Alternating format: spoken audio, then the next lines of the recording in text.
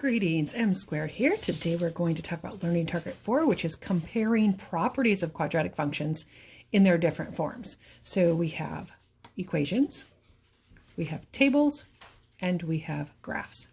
So we're going to ask different questions about them. What I like to do is before I even get to the question sometime, I just like to know the basic things. What's the axis of symmetry? What's the vertex? What's my A value? And then from there, I'm pretty much able to find the rest of the stuff. So y-intercepts, remember, is when x is 0. X-intercepts is when y is 0. From a graph, it's pretty easy to tell where it hits the y and x axis.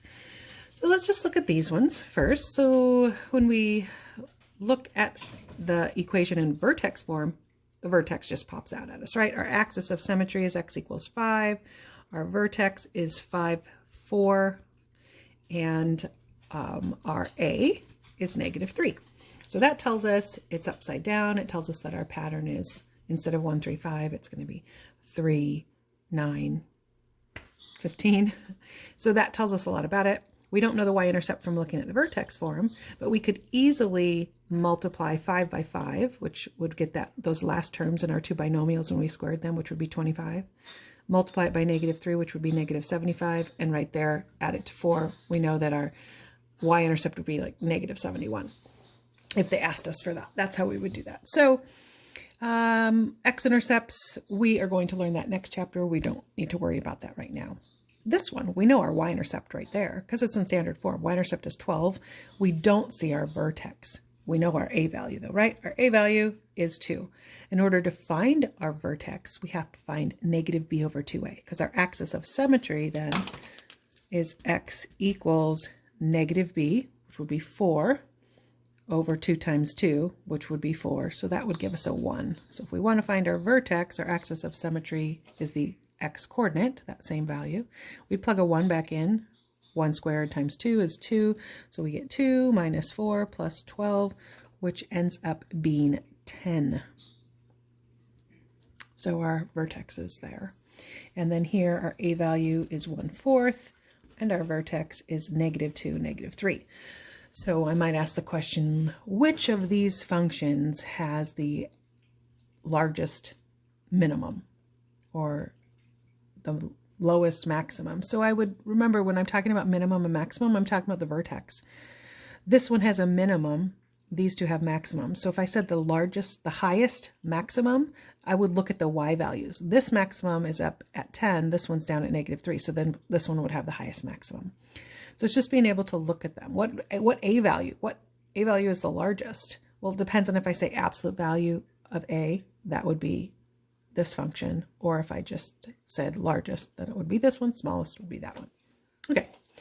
In a table, it's always easy to find the vertex by looking at the symmetry that exists. You see that 6 and -6 and -6, and then the 12s, and then the -22s. So that means that my vertex is sitting right here. I always want to make sure I'm counting by ones because that's the pattern I learned. If I'm not counting by ones, I can't really use that other pattern. I'm counting by ones. So then I look and say, oh, what's the distance between these two? I'm going down 2, right? So that's 2, then I'm going down 6, then I'm going down 10. That's my 1, 3, 5 turned into 2, 6, 10. So my A value, my absolute value of A is 2. So then I could ask questions about what the minimum is or how low it is. You see a y-intercept right here because x is 0. Okay, and you're going to compare different tables, but just wanted you to know how to look at that. Oh, I was going to write the equation. You don't, if you prefer it in function form, you could always take the table and write the equation. So that would be y equals, our A is, it's going down, so our A is -2. Our vertex was -3, so that's a +3. And then our y coordinate was -4. So that would be the equation. So if you prefer it look like that, you can change that table into an equation. Okay, on to the graphs before we compare some and ask questions. We could also write the functions there. We know that the axis of symmetry for this one is x equals 2. So that means the vertex is 2, 2 right there. We see this pattern over 1 up 2, over 1 up 6. That means our A is 2. It's going up. So if you wanted to write the function, you could always A Be helpful if you could see that. Ax minus 2 squared plus 2.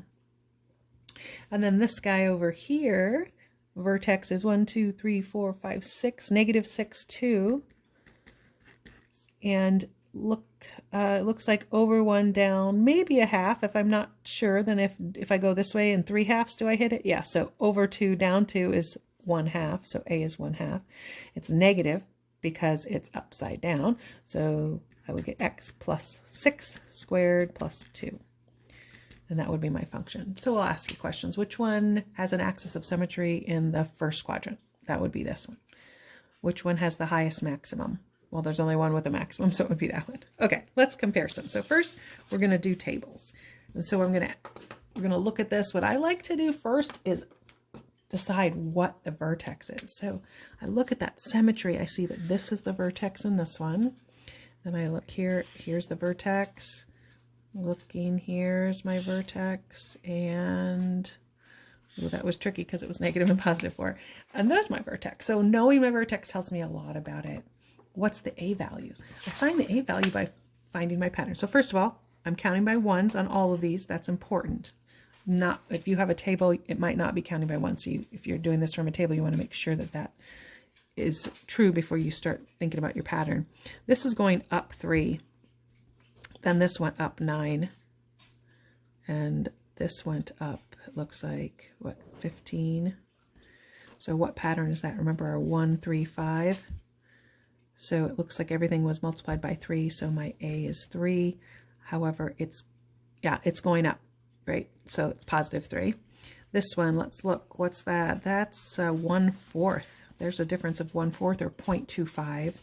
And then here's a difference of 3/4. And then this one, yep, it's 5/4, right? So 1, 3, 5. A is 1/4. Is it going up or down? It looks like it's going up, so it would be positive. Over here, it looks like a 2, and then that looks like a 6. It's negative, so that's how it's a 6, and then a 10, so our A is 2. This one's going down, though. See how it's 2, negative 4, negative 14, so that would be a negative 2. And then last one, looks like 1, 3, and it's going down, so A would be negative 1, right?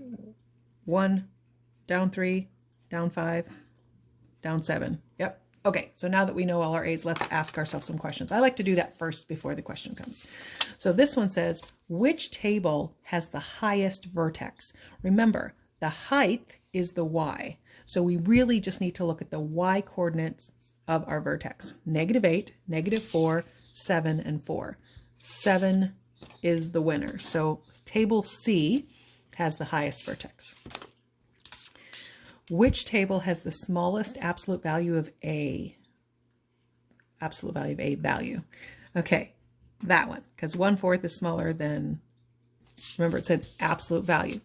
So these are negative, but 2 and 1, which are the absolute values of those, are not smaller than 1/4. So we would say table B. All right, which table or tables show a parabola that is vertically compressed? Remember, it's vertically compressed when the absolute value of A is between 0 and 1. That would be this one. The other ones are not fractions, 1, 2, and 3. So it would be table B. And our last table question, it says, which shows a parabola, which tables or table show parabolas that are vertically stretched? Well, you'll remember to be vertically stretched, it has to be bigger than 1. And since table C is the absolute value is 1, it would be A and D that would be vertically stretched because 1 is just our parent function. Okay, so that's the kind of questions you'll probably get from tables. Now let's move on to functions. Sorry, I was looking at something else. Functions. Okay, so I like to find the vertex first. So some of them it's pretty obvious, right? 3, 4, vertex, 11, 8, 4, 7. When it's in vertex form, super easy. When it's not, we actually have to find it. And this takes a little bit of time. So we're going to have to find x equals -b over 2a. So that would be 12 over 6. 12 over 6 is 2. So now that I know my vertex x coordinate is 2, I need to plug 2 back in to find the y coordinate. So I'm finding f of 2. Well, when I plug it in for this x, I square it, which is 4, multiply it by 3, which is 12. Okay, and then I say minus 12 times 2, which is 24, plus 4. Well, these two get me negative 20, or these two get me negative 12, whichever way, doesn't matter because we're just adding and subtracting. So negative 12 plus 4 is negative 8. So now I know what my vertex is, and I know my a value is 3. So on these two, let's do that again. X equals negative b over 2a. So that would give us a 1 for our x coordinate of our vertex. And if I find f of 1, plug it in there, I square it, multiply it by negative 3, multiply it by 6, add 13. That's 10 plus 6, which is 16. Okay, and my a value is negative 3. Last one, my x equals negative b over 2 times 1/4. Well, 2 times 1/4 is a half. And when I take negative 1 divided by a half goes into 1 twice, so that's a negative 2. So my x coordinate is negative 2. And when I plug that back into the function, I get f of negative 2. I get 1/4 times 4, because negative 2 squared is 4, plus negative 2 minus 3. That's a 1. 1 minus 2 minus 3, so that's going to give me a negative 4. And so now I have all my vertices, and I know my a here is 1/4. A here, 1/2, a negative 1, a negative 2. I'm ready to answer all the questions. I should have everything I need. Okay, our next question is, which function has an axis of symmetry in the second quadrant? Okay, so second quadrant, remember? 1, 2, 3, 4. We're looking at right there, but axis of symmetry is a vertical line, so it's going to be in the second and third quadrant, but x will be negative. So I know that x has to be less than 0. So I just look at all my x values and find the ones that are less than 0, and function 6 happens to be the only one that is less than 0, so it's the only one that would go through the second quadrant. So that's that one. Okay, next question. Which function has a vertex to the left of the y-axis? Okay, so remember, it's our y-axis is over here, so we want which function has a vertex to the left of the y-axis. The x, again, is going to be negative, so this function 6 is the only one that would do that, because all of these other x values were positive, so they'd be to the right of the y-axis. So again, that's function 6. Which functions have an x-axis, have an axis of symmetry to the right of x equals 2? Okay, so now we want the x to be more than 2. That one is 2, so that one doesn't work. That one's 3. So we would say function 2. 4 and 11 work, so that's function 3 and 4. And then this one is a 1, so that one would not work. So it's just functions 2, 3, and 4. Next question, which function has the smallest absolute value of a value? Well, that would mean the smallest. Usually you were looking at a fraction for that, and I see that's 3, 2, 1, 1/2, and 1/4. So 1/4 is smaller than 1/2, so we would go with function 6. Oh, I didn't know I gave so many function 6s. Okay, which functions have maximums? So in order for the function to have a maximum, a has to be less than 0. Remember, when it opens down, we get that maximum vertex. So which ones have an a that's less than 0? Well, that had a positive a. This one does, so that's function 2. This had a negative 1a, so function 3. Positive, and then negative, and then positive, so function 5. So functions 2, 3, and 5 would work for that. So those are our questions on the functions. And now to the graphs.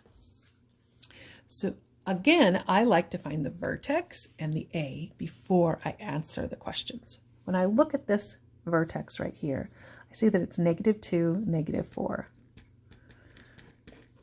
Now, sometimes when it's a fraction, it's a little bit more challenging to find the a value from a graph. But what I always do is I look, oh, well, it doesn't look like it's quite a half, right? But then it goes up to that. So it's over 2, up 1. I know that's not 1/2, because 1/2 would be over 1, up a half, over 1, up 3 halves. We would have gone up here. So I've realized from studying these that if I go over 2 and up 2, it's 1/2. If I go over 3, up 3, it's 1/3. If I go over 4 up 4, bingo, it's 1/4. So A is 1/4. So that means over 1 up a fourth, over 1 up 3/4, over 1 up 5/4, over 1 up 7/4. That's kind of how that works. This one, what's our A value? Well, over 1 down 1 would be -1. Our vertex looks like it's at 4, 7. Okay, for this one, it looks like 1, 2, 3. 1, 2, 3, 4. So 3, 4 is our vertex. And our pattern goes over 1 down 2. So that would be -2. And here, over 1 up 3. So our A is 3. And our vertex looks like it's at 2, -8. Now let's answer the question. Okay, so our next question is, which graph has the highest y-intercept? So let's just look at our y-intercepts. Get a different color here. So here's our y-axis, right? There's 0. This one has a y-intercept of -3. So I'll just circle those. This is our y-axis here because it's 0. We don't know what it is, but it's way down there. So we don't know. This one's definitely higher than that one. This one, same thing, goes way down here somewhere. So where's this one? This one looks like it's at 4. So Z is the winner. So graph Z has the highest y-intercept. Okay, next question. Which graph has the lowest minimum? So remember, when we're finding the minimum, we're finding the vertex, and we're looking at our x, but we really want to know what the y value is. So first of all, let's talk about minimum. Which graphs have the minimum? Well, these two have maximums, so it's only about these two. So where's the minimum here? It's -4 and -8. So which one has the lowest minimum? Definitely graph Z, because it's at -8. Next question is, which graph has the largest absolute value of A? Okay, well, 1, that would be 1/4, that would be +1. That would be 2 and 3. So Z is our winner. It has the largest value of absolute value of A, which also means it's vertically stretched. Next one, which graph has the largest, largest x-intercept? So there's 2 x-intercepts in these parabolas. They all cross the x-axis. The one on the right is definitely going to be bigger than the one on the left. So I'm just going to ignore that one, and I'm going to look at this one. So what's the x-intercept? It looks like it's 2 here. What's the x-intercept here? I'm not sure, but it's between 6 and 7. So it's between 6 and 7. So that one's bigger than that one. And over here, it's between 4 and 5 where it crosses. It crosses right there, and it crosses right here between 3 and 4. Well, then it would be this one. We don't have to know what it is to know which x-intercept would be the largest. So graph Y is going to have the largest x-intercept, somewhere between 6 and 7. Okay, our final question for this learning target is, which graph or graphs has an x-axis? Has an axis of symmetry in quadrant 2. Okay, so quadrant 2 again is this guy, right? So quadrant 2, axis of symmetry, yeah, Y does. X does not, that's quadrant 1. This is quadrant 1, and this is quadrant 1. So it looks like just graph W had an axis of symmetry in quadrant 2. Okay, so good luck comparing your functions in the 3 different forms. You're going to have tables, graphs, and equations. M squared, signing out.